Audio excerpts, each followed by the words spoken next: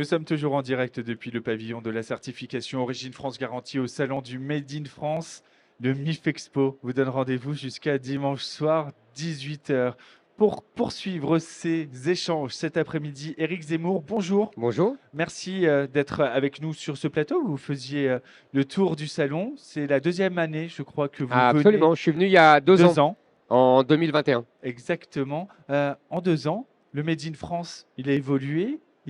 Quel est votre état des lieux du Made in France? Écoutez, il me semble qu'il a réussi à survivre.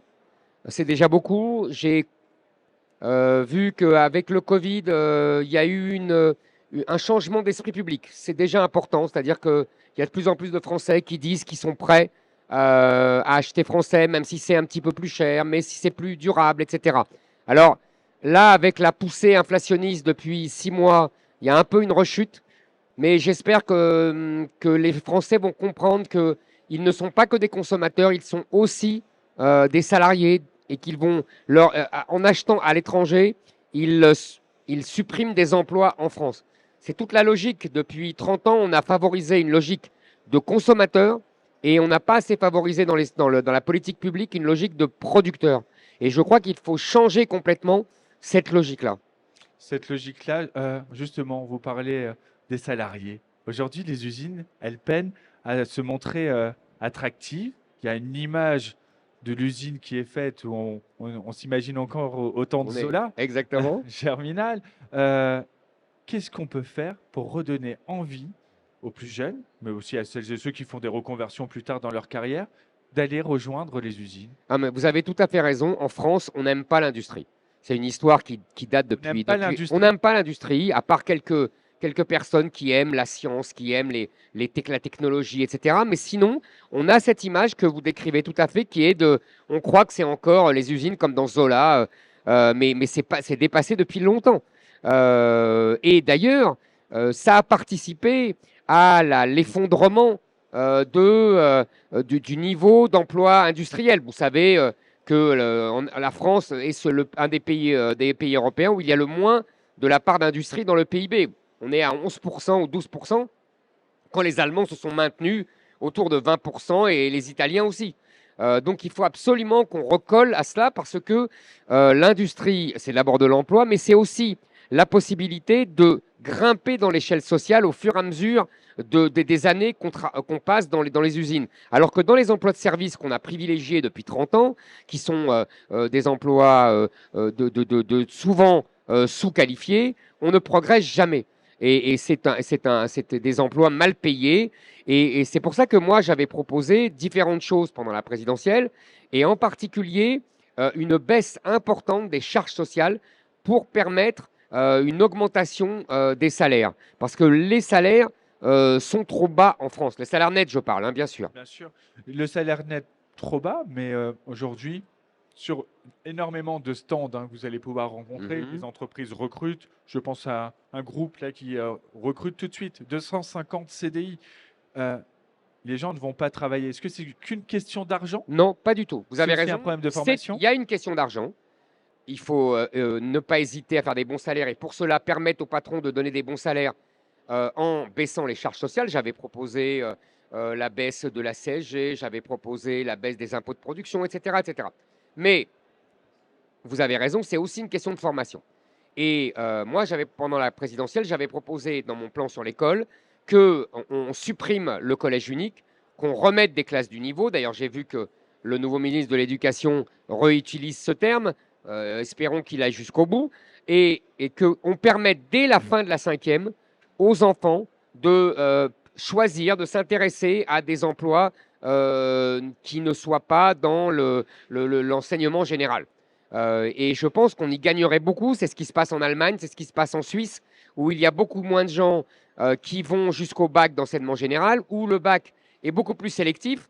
Et on pourrait ainsi orienter les gamins qui n'ont pas de facilité ou de goût pour l'enseignement général vers l'enseignement professionnel qui ne soit plus ces classes poubelles dont on parle. Mais parfois, ce n'est pas qu'une question de goût aux études générales. Certains sont des bons élèves et veulent simplement aller en technique parce qu'ils veulent faire des choses de leurs mains, la fameuse Bien, quête de mais vous avez sens tout dont à on fait a raison, entendu parler. évidemment. Sauf qu'aujourd'hui, encore fréquemment, dans certains collèges, lycées, on peut soit entendre la filière technique comme une menace, attention, si tu travailles pas bien, tu vas aller en Exactement. technique, ou alors tu es bien trop intelligent pour aller en technique. C'est tout le Les deux problème se valent. français. Ça, vous savez, ça fait 100 ans qu'on dit ça. Et qu'est-ce qu'on fait alors? Alors, c'est pour ça qu'il faut à la fois les orienter plus tôt, donc vers la cinquième, etc., leur permettre de supprimer ce collège unique qui est castrateur, et ensuite leur donner le goût de cela, leur montrer qu'aujourd'hui, l'usine, ce n'est plus l'usine de grand-papa, que l'entreprise leur permettra de progresser,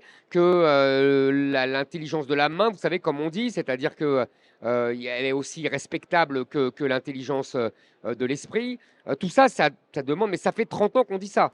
Et j'ai vu qu'il y avait une amélioration de l'apprentissage. Il faut encore faire mieux que ce qu'on a fait. Notamment avec l'alternance, c'est plutôt une bonne nouvelle, Absolument, le nombre c'est très d'alternants, bien. 1 million C'est d'alternants, très très c'est très bien. bien, Ça coûte cher au budget de l'État, il ne faut pas le cacher, bien sûr. mais c'est une mesure positive.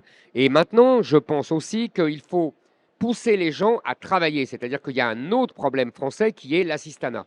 C'est-à-dire qu'il y a beaucoup de gens qui gagnent mieux ou plus ou autant en ne travaillant pas avec uniquement les aides sociales. Il faut absolument que l'on gagne plus en travaillant et pour encourager les gens à travailler et ne plus se contenter des aides sociales. Moi, j'avais deux mesures simples. C'était d'abord le supprimer les aides sociales pour les étrangers, les réserver aux Français.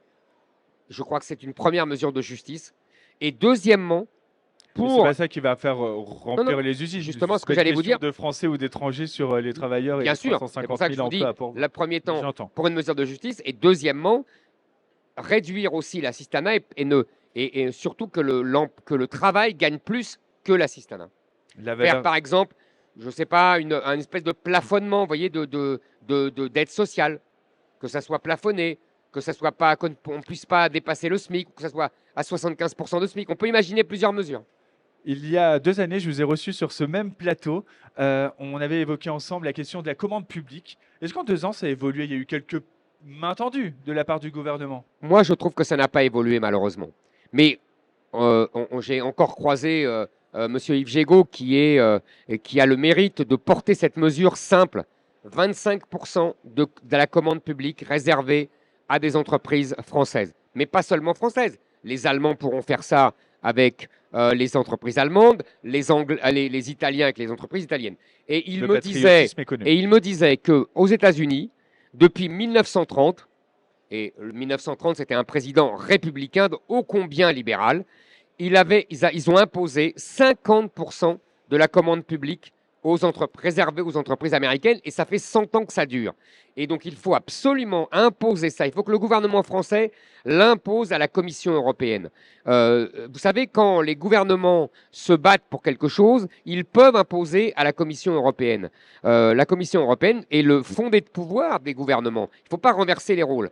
Donc, on peut très bien se battre, mais le gouvernement français ne se bat pas. Donc moi, je demanderais, et cette campagne des européennes servira aussi à ça, à ce que le gouvernement français, enfin, vienne à la Commission à Bruxelles pour imposer et pour obtenir ce 25%.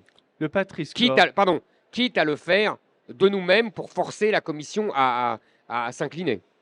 Le Patriscore, vous aviez parlé de Patriscore pour les produits, notamment sur les produits Made in France. C'est toujours d'actualité. Ben, bien sûr, j'avais proposé ça pendant la présidentielle. Je trouvais ça une mesure utile, intelligente. Et donc, évidemment, que je le maintiens toujours, c'est une manière d'indiquer aux consommateurs que le produit a été fabriqué en France, de combien de pourcents de fabrication en France, parce qu'on sait bien qu'il y a toute une hiérarchie.